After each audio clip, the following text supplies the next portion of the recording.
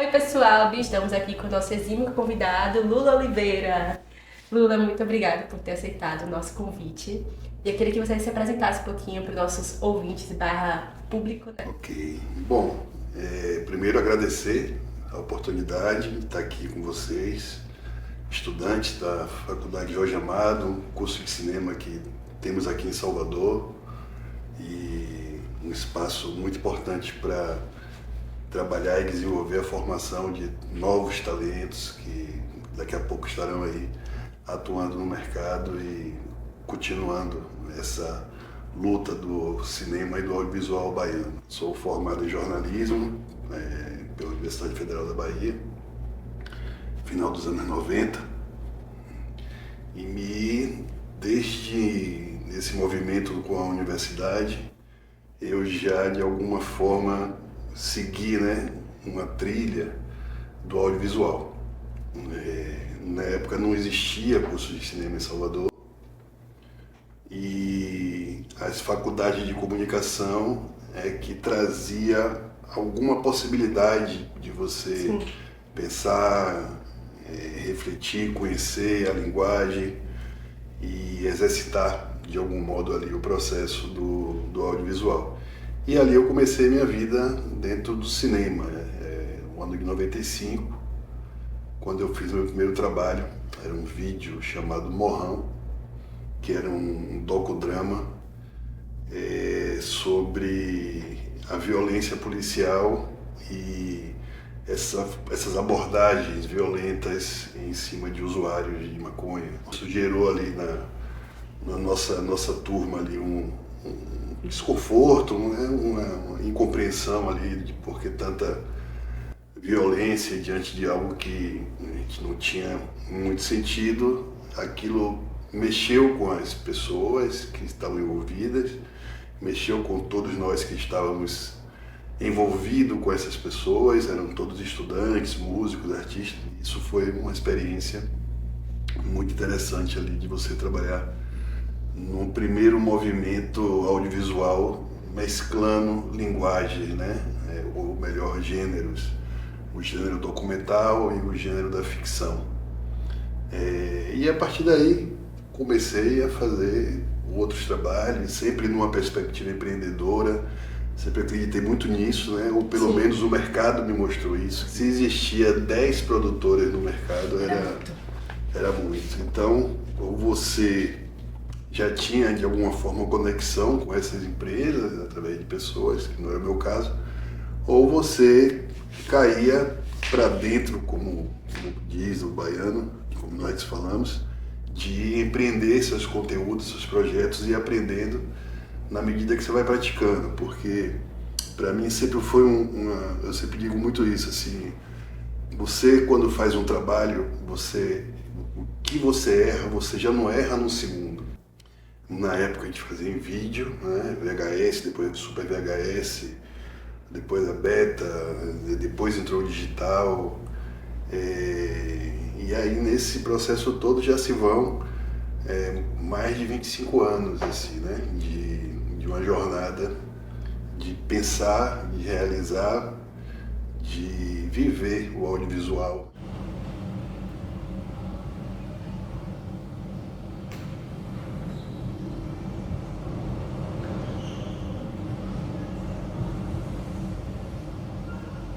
Apesar desse tempo já de jornada, você acha que você ainda está nesse processo de amadurecimento, construção, de se conhecer como cineasta, de se conhecer como diretor e talvez também em outras partes do setor, do cinema?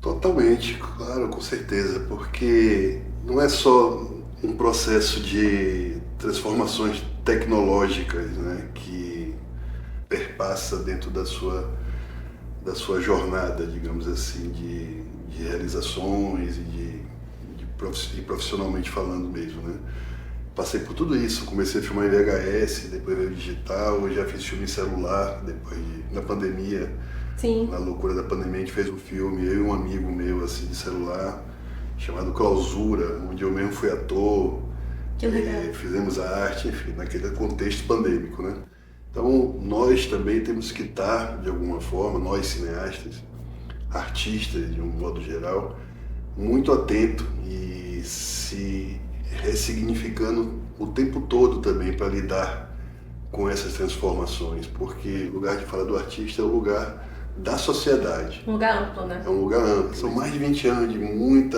envolvimento com o cinema, no processo de escrita, de roteiro, de realização, direção de filmes, curtas-metragem. Agora eu estou com o meu primeiro longa de ficção em exibição nas salas de cinema aqui na cidade de Salvador. A gente já está há 27 semanas Que legal. em cartaz com o filme A Matriarca.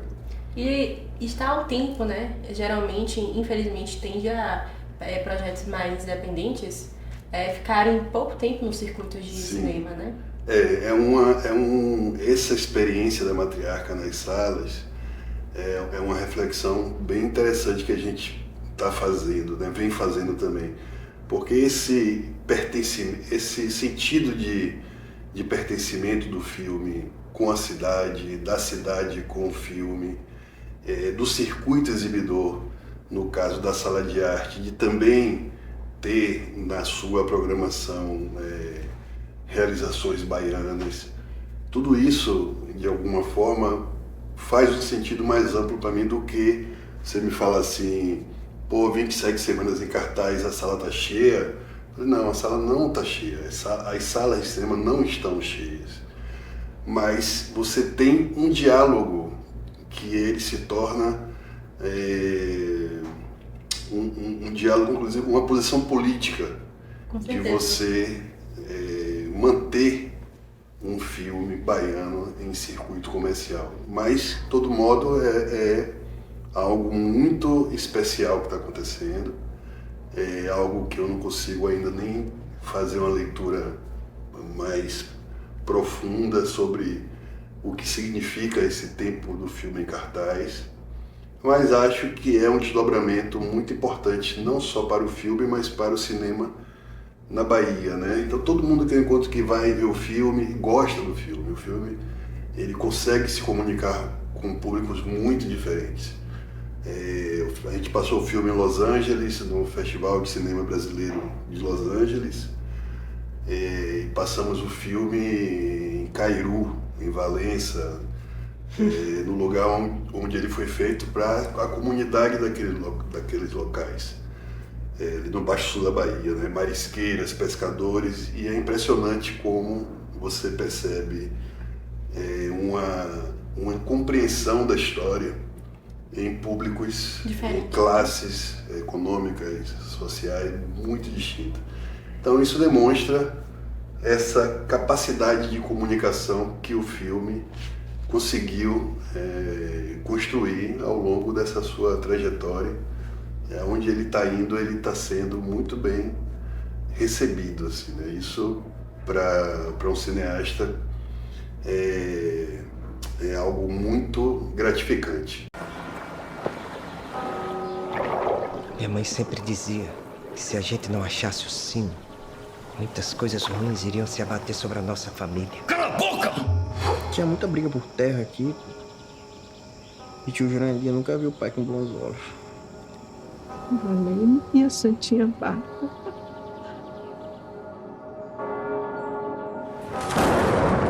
Viva Santa Bárbara!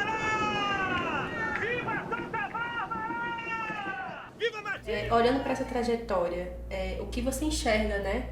Essas maiores transformações da indústria cinematográfica brasileira? Mudanças que mudaram o cenário do processo de realizar cinema no Brasil e no mundo, né? Mas recortando o Brasil, as pessoas, todo mundo tem um celular que filma, tem uma noção do processo e filma e posta, né?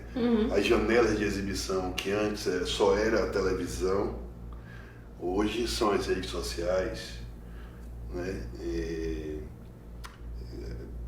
Os equipamentos estão disponíveis.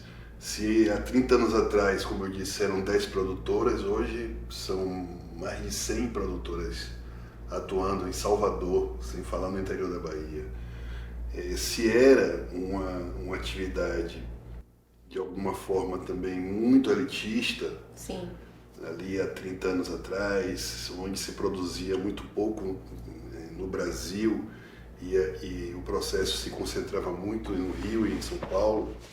Você viveu nesses 30 anos uma mudança radical desse modos de produzir cinema, né? Hoje temos produções no Acre, produções na Bahia, produções no Centro-Oeste, produções no sul do país,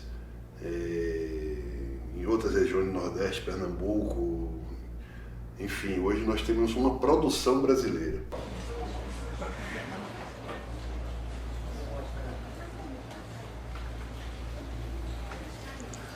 Esse filme, A Matriarca, você trabalhou com memória, família, conflitos geracionais, de um jeito íntimo e ligado assim profundamente com a cultura baiana, principalmente, né? Sim, Valença. Sim, do Baixo Sul da Bahia. Sim, com certeza. E o que te movimentou a transformar essas referências pessoais em dramaturgia? E como foi equilibrar essa camada autobiográfica, né? Com a construção dos personagens, a direção dos atores, a identidade visual do filme?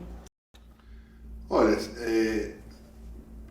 tudo isso faz parte do filme A Matriarca e fará parte de qualquer filme que eu faça na minha vida, porque as referências que você leva do seu processo de formação, de crescimento, do afeto, do cheiro, da visão das coisas, elas te atravessam de uma maneira que são ressignificadas à luz daquilo que você se propõe a fazer. No nosso caso, a gente está falando de cinema, de arte. Sim. Então, não é um filme biográfico, não Sim. é a história da minha família, mas é uma história que atravessa a minha família numa perspectiva da universalidade que a família tem para o ser humano, para o indivíduo. Então, qual foi o desafio desse filme maior? Assim, era tirar o que era particular, o que era de um lugar apenas, e extrair o que era universal. Se parar para pensar, família é o maior patrimônio que nós temos no planeta. Todo lugar tem uma família. Então, um filme que trate do tema família, ele vai ser sempre muito bem interpretado, atravessado por questões contemporâneas também, mas que são bastante estruturadas dentro de um Brasil, de um país colonizador, patriarcal, escravocrata. E aí essas coisas que vão lhe atravessando e vão lhe tocando, você vai costurando numa perspectiva do filme. Então é um filme que fala de segredos de família. Uhum. E eu perguntava para as pessoas, toda família tem segredo, suas famílias têm segredo?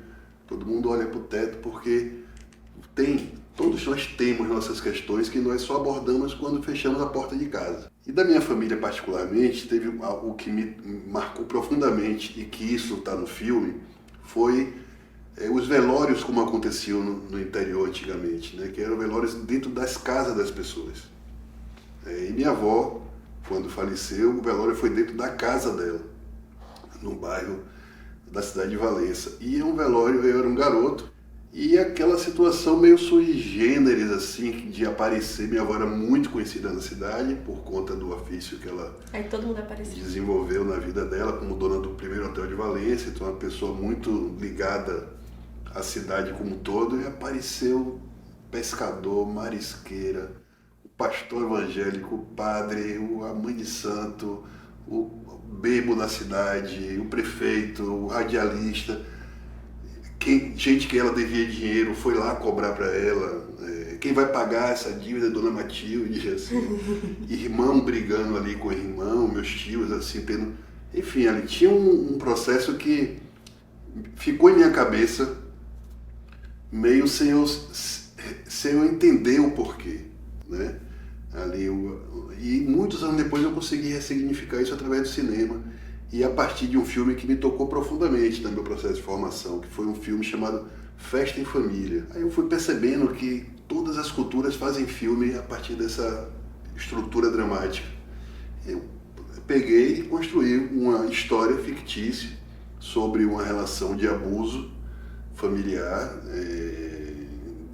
da filha de criação, porque já é uma discussão que a gente traz no filme também, esse lugar da mulher negra que vai viver na casa da elite e vem para ser filha, entre aspas, e é tratada ali como uma serviçal da casa, um acompanhante da matriarca, não tem os mesmos privilégios e direitos que os outros filhos naturais.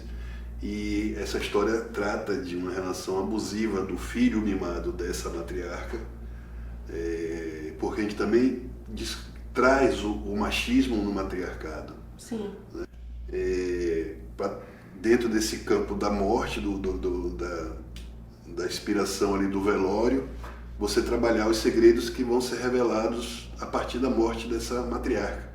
Ela também errou enquanto mãe ao passar a mão na cabeça do filho diante de um crime que ele cometeu, mas por ser mãe e está sendo de alguma forma ditada pelo amor maior, ela criou um monstro. Então, e as camadas vão se sobrepondo, porque são coisas da realidade, mas nós trabalhamos com a questão da mitologia africana, trazendo Yansan, com a religiosidade de Santa Bárbara, com a história mítica que nós criamos ficcionalmente, que é o sino que é uma promessa que a matriarca fez para a família de colocar o sino na igreja da cidade de Itabaína, e era um sino que estava no fundo do mar, no fundo do rio. Né? Enfim, então, a partir dessa camada, dessa centralidade de discussão sobre família, sobre vida e morte e sobre relações de segredos que deságua nessa questão do abuso, você vai somando camadas que estão em você pela sua própria formação de vida, né? Que você viu, que você vivenciou, que você observou, que lhe chamou a atenção. Então, eu podia fazer esse filme em Salvador, eu podia rodar no sertão baiano, eu podia filmar no recôncavo baiano, mas era muito importante que eu trouxesse essa estética do Baixo Sul, de Valença, das águas do rio, aqueles rios cercados por mangues incríveis, lindos, pelas embarcações. São as coisas que atravessam você enquanto ser, enquanto artista. E formam sua base, né?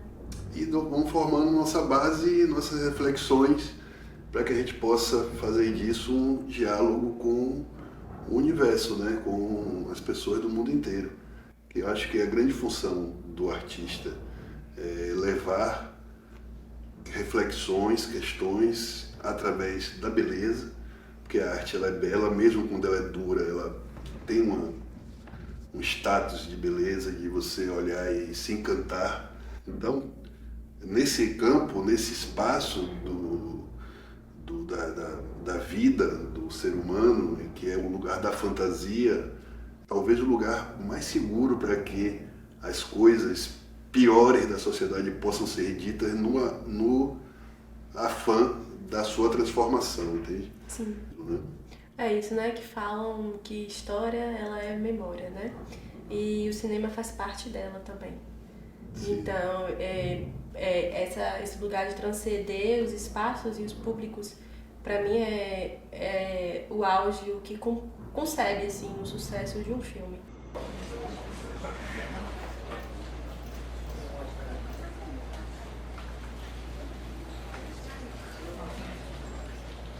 Lula, a gente agradece sua participação aqui no nosso programa, nesse especial. E nós esperamos que vocês que estão nos assistindo vão conferir o filme A Matriarca, que eu tenho certeza ainda que vai rodar em muitos cinemas, muitos festivais e vai tocar também muitos outros públicos e muitas outras pessoas. Tchau, tchau!